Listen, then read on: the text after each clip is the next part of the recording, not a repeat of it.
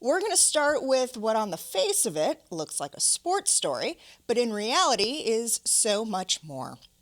Just as President Obama was starting his State of the Union address last night, I got a breaking news push alert. The NFL owners had voted, and the Rams are moving. They will be the Los Angeles Rams with the start of the 2016 season. Here's team owner Stan Kroenke, followed by Andy Cohen on Watch What Happens Live on Bravo TV. It is bittersweet.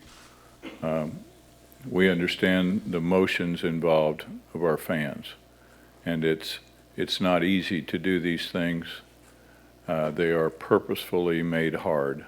But we're here today. We made a decision and worked long and hard at the various alternatives.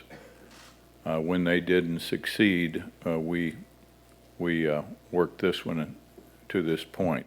Today's Jackal goes to Stan Kroenke, the greedy owner of the St. Louis Rams, who is moving the team to Los Angeles. He called St. Louis struggling, but interestingly enough, the Wall Street Journal last week named it the #1 sports town in America. When this jackass said he wanted a new stadium, St. Louis offered him a $1.1 billion open-air stadium, but he still decided to leave. Wow. I can forgive the hairpiece that makes Donald Trump's look normal, but I can't forgive this. Yeah. Hey, Kroenke, as a proud St. Louisan, I want to give you something on behalf of my hometown. Oh. That's for you, buddy. Yeah. Stan, see it? Yeah. There you go. So it must be a huge loss. Only 36 days till pitchers and catchers Wow. report to spring training. What did Andy Cohen give him? He gave him the finger, two of them, actually. This morning, the front pages say it all. The St. Louis Post-Dispatch carries a banner headline reading, "Goodbye, Rams."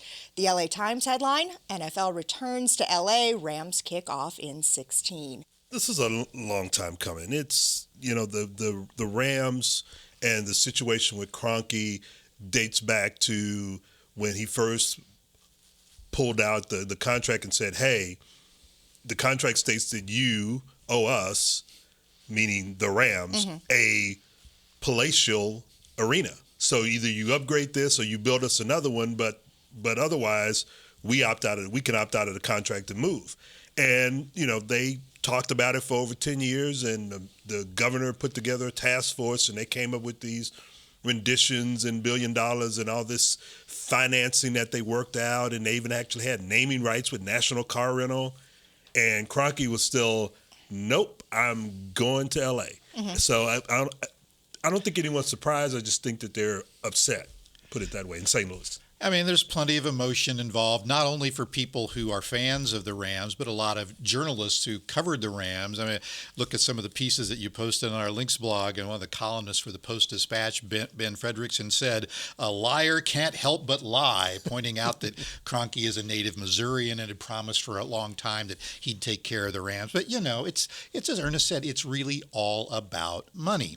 The St. Louis deal that they put together was never going to rival Kroenke's $3 billion stadium in L.A. that was going to include hotels and all kinds of other amenities. And for the NFL, one, they're going to be back in the second largest media market, which they've been out of for 20 years.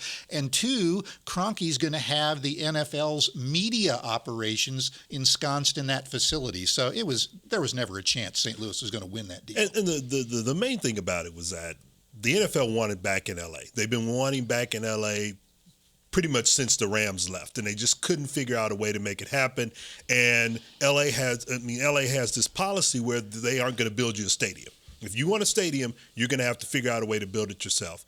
Kroenke was able to figure out how to do that, and thus he's going back to LA.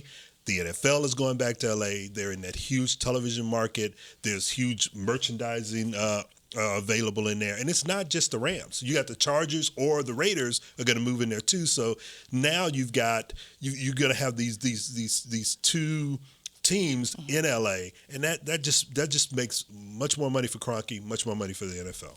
And Kroenke did make, in his comments and also in the documents that they filed with the NFL, some points that you really can't dispute. I mean, it is true that the Rams were an LA team before St. Louis took them 20 years ago. It's true St. Louis is struggling economically, so as a media market, there are problems there.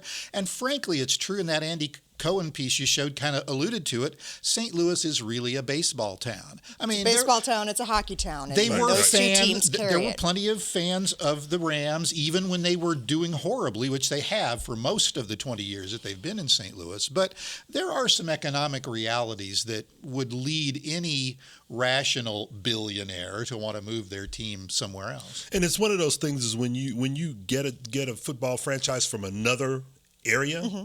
You always, or any kind of sports franchise, you always run the risk of that franchise moving somewhere else, which is why Houston fought to get its own expansion team and not have a team move in. And that's one of the things that I think towns need to really be careful about is get an expansion team. Don't get another team because to move a team in. that moves has a legacy of moving. They're not committed to staying where they are. And in fact, as Jim Thompson, or Thomas, I think it was, pointed out in the Post-Dispatch, he's looking back at the history of all this. St. Louis tried to get an expansion team before they had to, quote, settle for the Rams, but they lost out on that deal. Right.